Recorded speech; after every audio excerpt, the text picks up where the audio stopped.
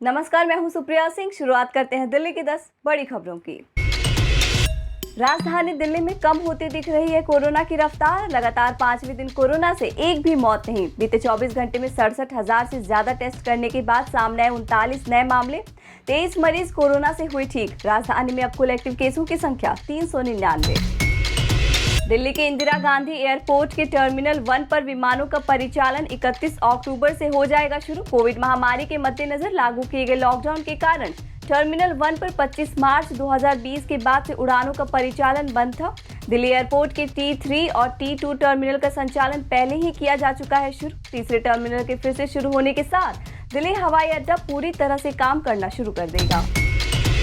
शहीद राजेश कुमार के परिवार से मिले सीएम अरविंद केजरीवाल। परिवार को दी 1 करोड़ रुपए की सम्मान राशि। इस मौके पर मुख्यमंत्री अरविंद केजरीवाल ने उनके परिवार को हर संभव मदद का किया वादा। अरुणाचल प्रदेश में तैनात एयरफोर्स के अधिकारी राजेश कुमार का एक ऑपरेशन के दौरान उनका विमान क्रैश हो गया था, जिसमें वो शहीद हो गए थे।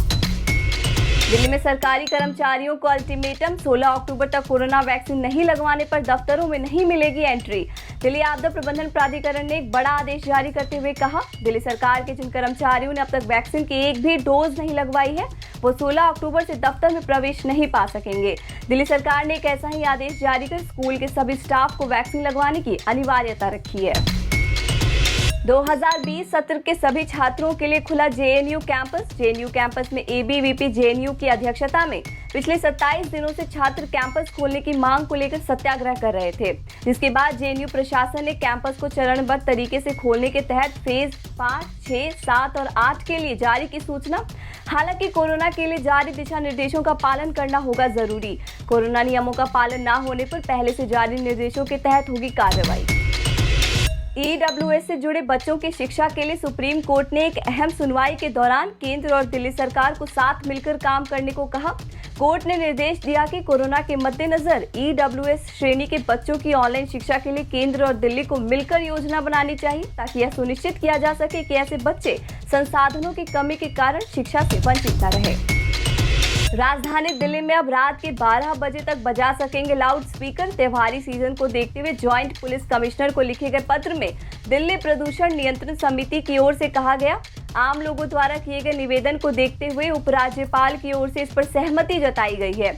इसके बाद रामलीला, दशहरा, दुर्गा पूजा व अन्य धार्मिक कार्यक्रमों के लिए 16 अक्टूबर तक रात के 10 से 12 बजे तक लाउड स्पीकर या पब्लिक एड्रेस सिस्टम इस्तेमाल करने की इजाजत के लिए पुलिस के पास आवेदन किए जा सकेंगे।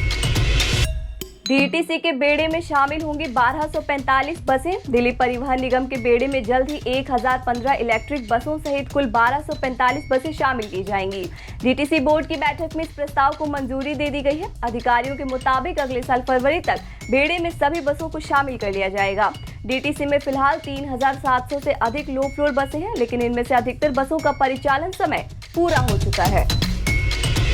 दिल्ली मेट्रो में फर्जी वेबसाइट के जरिए भर्ती करने के नाम पर पैसे लेकर धोखाधड़ी का मामला सामने आने के बाद दिल्ली मेट्रो की ओर से दी गई सफाई। डीएमआरसी दिल्ली मेट्रो में फर्जी वेबसाइट के जरिए भर्ती करने के नाम पर पैसे लेकर धोखाधड़ी का मामला सामने आने के बाद दिल्ली मेट्रो की ओर से दी गई सफाई। डीएमआरसी की ओर से जारी संदेश में कहा गया, मेट्रो की एक फर्जी वेबसाइट बनाई गई है। इस वेबसाइट में डीएमआरसी की आधिकारिक वेबसाइट की नकल करने का प्रयास किया गया है। इसी के जरिए आम लोगों से नौकरी के नाम पर पैसे मांग कर रोजगार देने की बात कही जा रही है। नौकरी के इच्छुक उम्मीदवारों को सलाह दी जाती है कि वे डीएमआरसी की आधिकारिक वेबसाइट के माध्यम से ही आवेदन करें। ओखला के कॉटन गोदाम में लगी भीषण आग पर काबू पाने के लिए दमकल की 17 गाड़ियां मौके पर पहुंची। बेसमेंट, ग्राउंड और फर्स्ट फ्लोर तक आग पहुंच गई थी। दमकल विभाग का कहना, अब तक किसी के हताहत होने की खबर नहीं और आग पर काबू पा लिया गया है। आप देख रहे थे दिल्ली की 10 बड़ी खबरें। हमारी बाकी खबरों की अपडेट्स पाने के लिए चैनल को सब्सक्राइब कर लीजिए। नमस्कार।